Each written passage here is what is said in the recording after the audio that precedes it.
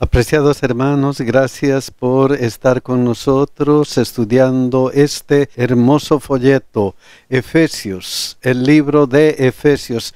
Y mis hermanos, no se olviden de compartir estas enseñanzas con aquellos que necesitan saber de la palabra de Dios. Y no se olviden también que si desean una copia de esta presentación, visiten escuelasabatica2000.org y obtengan su copia completamente gratuita.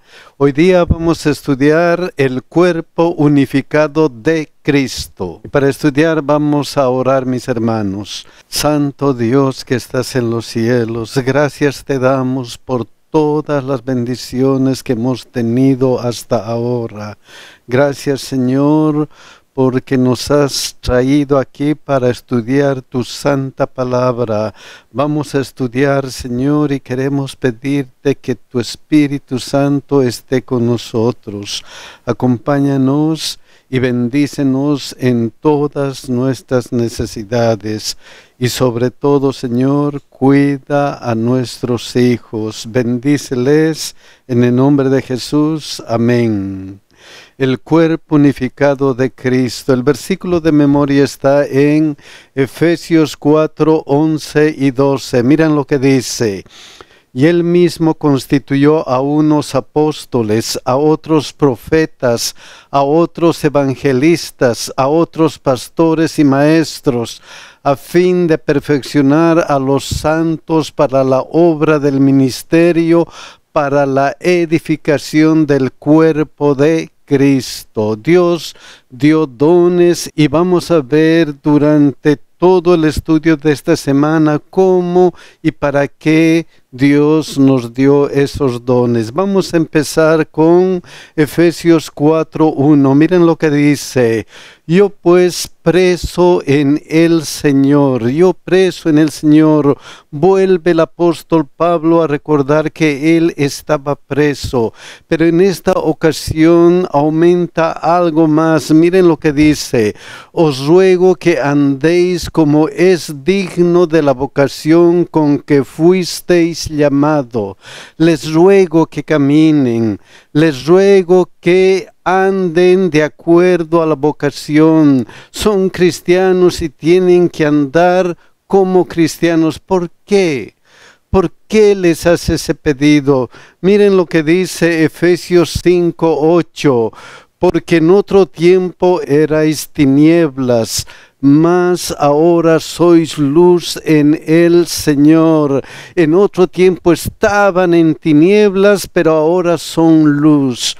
¿Por qué ahora son luz? ¿Qué ha pasado con ellos? ¿Qué ha pasado? Ha habido una transformación especial. ¿Y de qué forma? Miren lo que dice Efesios 2, 4 al 6. Pero Dios, que es rico en misericordia por su gran amor con que nos amó, aun estando nosotros muertos en pecados, nos dio vida juntamente con Cristo. Por gracia sois salvos, y juntamente con Él nos resucitó, y asimismo nos hizo sentar en los lugares celestiales con Cristo Jesús. Pero Dios, que es rico en misericordia por su gran amor con que nos amó, es tan rico en misericordia que ha enviado a Cristo. ¿Para qué? Para que nosotros podamos salir de las tinieblas. Ahora podemos ser luz. Ahora somos luces. ¿Por qué? Porque hemos aceptado a Cristo como nuestro Salvador personal. Y el apóstol Pablo les recuerda eso a los efesios y les dice: ustedes son algo especial, han llegado a ser luz. Y como han llegado a ser luz, ¿qué deben hacer? Miren lo que dice aquí: andad como hijos de luz. Os ruego que andéis como es digno de la vocación con que fuisteis llamado. Tienen que vivir, comportarse como hijos de Dios, como lo que son cristianos. Es lo mismo que se nos dice a nosotros. tenemos que comportarnos como hijos de Dios, como cristianos, como aquellos que hemos salido de las tinieblas a la luz admirable. Tiene que haber un cambio. ¿Y cómo? ¿Cómo es portarse como hijos de Dios? ¿Cómo? ¿Qué características tiene en este argumento del apóstol Pablo? ¿Cómo se porta un hijo de Dios? Miren lo que dice Efesios 4:2. En primer lugar, con toda humildad. Con toda humildad. ¿Qué es la humildad? Vamos a ver un pasaje que nos aclara un poco a qué se refiere con la humildad. Miren lo que dice Filipenses 2:3. No hagáis por contienda o por vanagloria, antes bien con humildad. Entonces la humildad es lo contrario a la contienda o a la vanagloria. La humildad tiene que ver con nuestro comportamiento hacia los demás. Cómo vemos a las personas, nos enaltecemos por algunas cosas que tenemos, la profesión que tenemos o alguna cosa que Dios nos ha dado. Nos enaltecemos y miramos a otros hacia abajo, o ¿cuál es nuestra reacción con eso que llama el apóstol la humildad? ¿Cómo tiene que ser nuestra relación con otros? Miren lo que dice: estimando cada uno a los demás como superiores a él mismo. No debemos vanagloriarnos, no debemos ponernos en la gloria, no tenemos que estar por encima de todos. Hay que ver a nuestros hermanos con amor, con humildad. Entonces la humildad es lo contrario a vanagloria. Compórtense como hijos de Dios con humildad, con humildad. ¿Qué más pide el apóstol Pablo? ¿Cómo debemos comportarnos como hijos de Dios? Miren lo que continúa: con toda humildad y mansedumbre. Con toda humildad y mansedumbre. Cuando habla de mansedumbre, el apóstol, ¿a qué se refiere? ¿A qué se refiere? Miren lo que dice 2 Corintios 10:1. Yo, Pablo, os ruego por la mansedumbre y ternura de Cristo. Cuando él habla de mansedumbre, está viendo a Jesucristo, está viendo a nuestro Salvador y Redentor Jesucristo. Pórtense como Él, pórtense con la mansedumbre y ternura de Cristo. Y ya sabemos qué es lo que se dice de Cristo en Mateo 11:29. Llevad mi yugo sobre vosotros y aprended de mí, que soy manso y humilde de corazón. Tenemos que aprender de Cristo la mansedumbre y la humildad. Miren a Jesucristo, miren a nuestro Señor Jesucristo. Y si aprendemos la mansedumbre de Cristo, a ser mansos como Cristo fue aquí en la tierra, ¿qué es lo que va a pasar con nosotros? Miren lo que dice Mateo 5:5. Bienaventurados los mansos, porque ellos recibirán la tierra por heredad. Bienaventurados los mansos, felices los mansos, felices los que viven como Cristo ha vivido aquí en la tierra, felices los que tienen la mansedumbre y la ternura de Jesucristo. Entonces la segunda característica de portarse como hijos de Dios es la mansedumbre. Y hay una tercera característica que es importante: con toda humildad y mansedumbre, soportándoos con paciencia los unos a los otros en amor. La tercera característica es la paciencia. ¿Qué clase de paciencia? ¿Qué clase de paciencia? La paciencia que tuvo y que tiene Dios con cada uno de nosotros. Él no quiere que nos perdamos. Por eso Él dice que todavía retarda su venida, porque quiere que todos procedamos al arrepentimiento. Esa paciencia de Dios reflejada en este versículo, Romanos 3:25, esta parte: a causa de haber pasado por alto en su paciencia los pecados pasados, a causa de haber pasado por alto nuestros pecados, porque nos ha perdonado nuestros pecados. Esa es la paciencia a la que se refiere el apóstol Pablo: haber pasado nuestros pecados, perdonándonos nuestros pecados. Y eso es lo que tenemos que reflejar. Si alguien hace algo contra nosotros, perdónales, porque no saben lo que hacen. Perdónales, habiendo pasado por alto sus pecados. Entonces, la tercera cosa importante es la paciencia.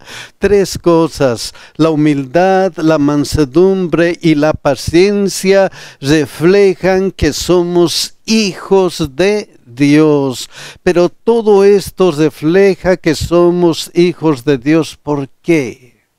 Porque la última parte: los unos a los otros en amor, porque eso tiene que venir del amor. La clave es el amor, porque debemos reflejar el amor de Cristo. De tal manera amó Dios al mundo. El amor es la clave de nuestra humildad, de nuestra mansedumbre y de nuestra paciencia. ¿Y en qué debe reflejarse eso? Miren lo que dice Efesios 4:3: solícitos en guardar la unidad del Espíritu en el vínculo de la paz. Todas estas características nos llevan a la unidad del Espíritu en el vínculo de la paz, a la unidad del Espíritu. Y eso es muy importante para el apóstol, que la iglesia refleje la unidad, que estén unidos en Cristo, unidos bajo el Espíritu Santo. Entonces, en primer lugar, hay que mantener la unidad del Espíritu. Hay que mantener la unidad del Espíritu, especialmente en la iglesia. Con nuestros hermanos tenemos que reflejar todas estas características. Y para el apóstol Pablo eso es importantísimo. Y para que su argumento tenga una base sólida, miren cómo él aboga por la unidad. Miren lo que dice Efesios 4:4-6. Hay un cuerpo, un solo cuerpo. ¿Y cuál es ese cuerpo? Según Efesios 1:22-23, y sometió todas las cosas bajo sus pies y lo dio por cabeza sobre todas las cosas a la iglesia, la cual es su cuerpo, la plenitud de aquel que todo lo llena en todo. Entonces la iglesia es el cuerpo de Cristo, y él dice un cuerpo, una sola iglesia. Y no solamente una iglesia, luego dice un espíritu. No hay dos espíritus, no hay tres espíritus, hay un solo espíritu Espíritu Santo. Por eso tienen que estar unidos, porque están en una iglesia con un espíritu y algo más. Miren lo que dice: como fuisteis también llamados en una misma esperanza. Una iglesia, un espíritu, una sola esperanza, la gloriosa esperanza de la venida de nuestro Señor Jesucristo, de la vida eterna. Tienen una sola esperanza. Algo más: de vuestra vocación, un Señor, solamente un Señor, una fe, un bautismo, un Dios y Padre de todos. Tienen que estar unidos porque solamente tienen esas 7 cosas importantes: un cuerpo, un espíritu, una misma esperanza, un Señor, una fe, un bautismo, un Dios y Padre de todos, el cual es sobre todos y por todos y en todos. Estén unidos, muestren la unidad del Espíritu Santo, porque tenemos finalmente un solo Padre, el cual es sobre todos y por todos y en todos. Entonces hay que estar unidos en el único Padre, en el único que nos ha dado la salvación, la esperanza de la salvación. Y el trabajo de Dios no queda ahí nomás, no queda en que hay que estar unidos en el único Dios. Dios hace algo más para ayudarnos a estar unidos en la fe. Miren lo que dice Efesios 4:7: pero a cada uno de nosotros fue dada toda la gracia conforme a la medida del don de Cristo. Lo que ha hecho Cristo es darnos dones especiales. A cada uno nos ha dado algo especial para hacer crecer el cuerpo, para hacer crecer la iglesia de Dios. Miren lo que dice Efesios 4:8: por lo cual dice, subiendo a lo alto, llevó cautiva la cautividad y dio dones a los hombres. ¿Quién ha dado dones a los hombres? Según este versículo, nuestro Señor Jesucristo. Este versículo el apóstol Pablo toma de Salmo 68:18, que enfatiza lo siguiente: subiste a lo alto, cautivaste la cautividad, tomaste dones para los hombres. Subiste a lo alto. ¿Cómo ha subido a lo alto nuestro Señor Jesucristo? ¿Cómo? Miren lo que dice Efesios 1:20 al 23: la cual operó en Cristo, resucitándole de los muertos y sentándole a su diestra en los lugares celestiales. Subió a lo alto. Y luego que sobre todo principado y autoridad y poder y señorío, y sobre todo nombre que se nombra no solamente en este siglo, sino también en el venidero, y sometió a todas las cosas bajo sus pies. Cautivaste la cautividad, llevó cautiva la cautividad, sobre todo principado y autoridad y poder, señorío, etcétera, etcétera. Subió a lo alto, él llevó cautiva la cautividad, y luego que, y lo dio por cabeza sobre todas las cosas a la iglesia, la cual es su cuerpo, la plenitud de aquel que todo lo llena en todo.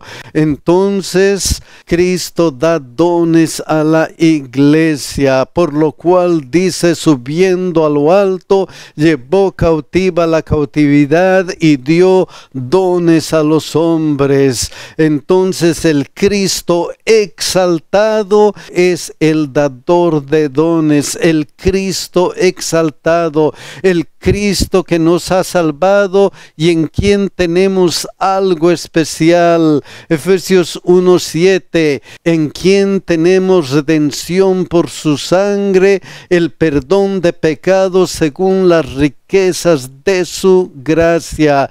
Ese Cristo exaltado que nos ha dado las riquezas de su gracia, nos ha dado dones especiales para cada uno de nosotros. ¿Y qué clase de dones?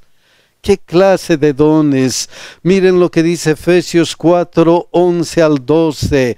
Y él mismo constituyó a unos apóstoles, a otros profetas, a otros evangelistas, a otros pastores y maestros, a fin de perfeccionar a los santos para la obra del ministerio. Él ha dado a la iglesia, dentro de la iglesia, qué dones especiales: apóstoles, profetas, evangelistas, pastores, maestros, que tienen que hacer un trabajo especial dentro de la iglesia. ¿Cuál es el trabajo?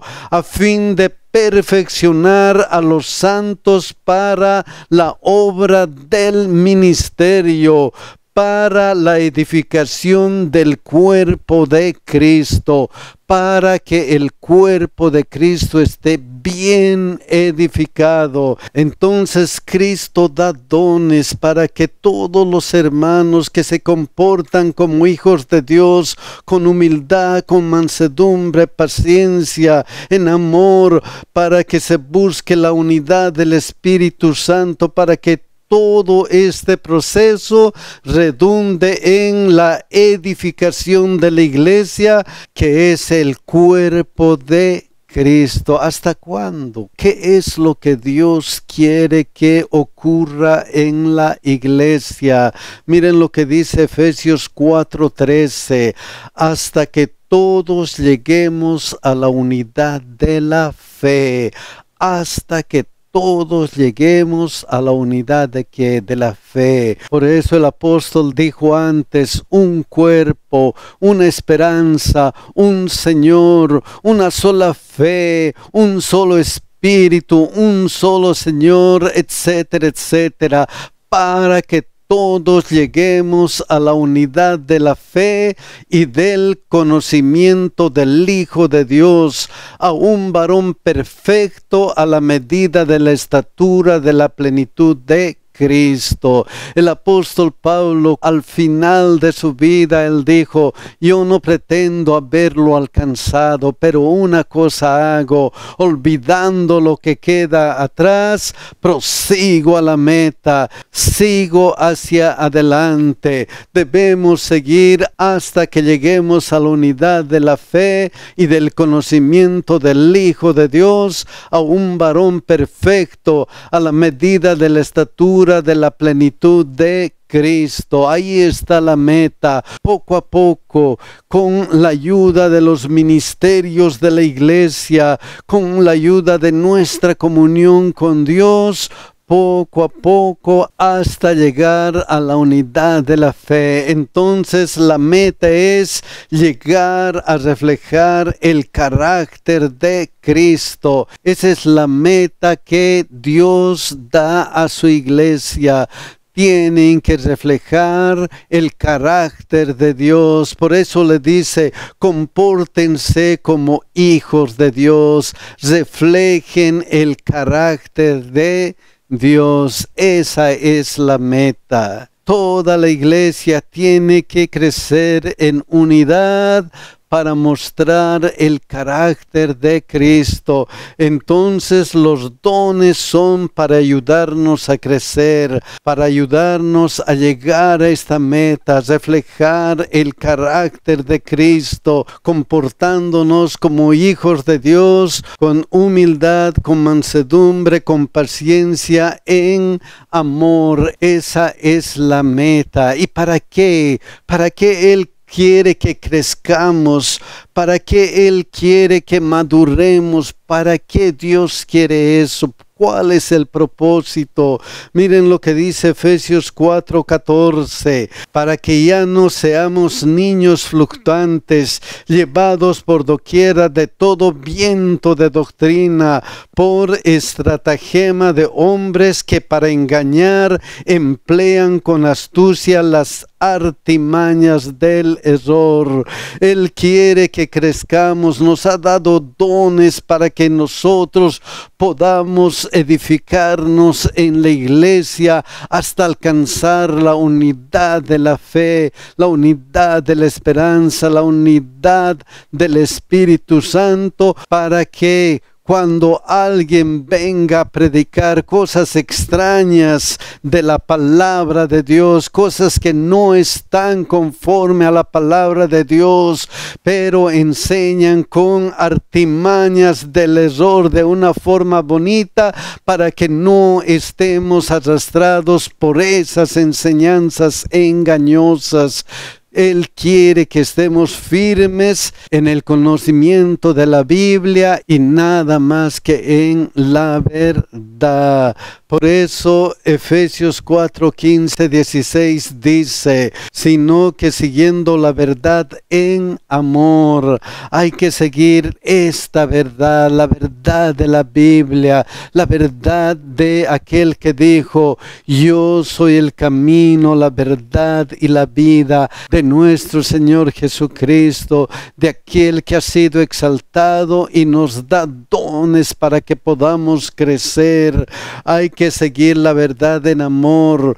Crezcamos en todo en aquel que es la cabeza, esto es Cristo, de quien todo el cuerpo, bien concertado y unido entre sí por todas las coyunturas que se ayudan mutuamente según la actividad propia de cada miembro, recibe su crecimiento para ir edificándose en amor. Miren cómo el apóstol Pablo pone énfasis en la palabra amor.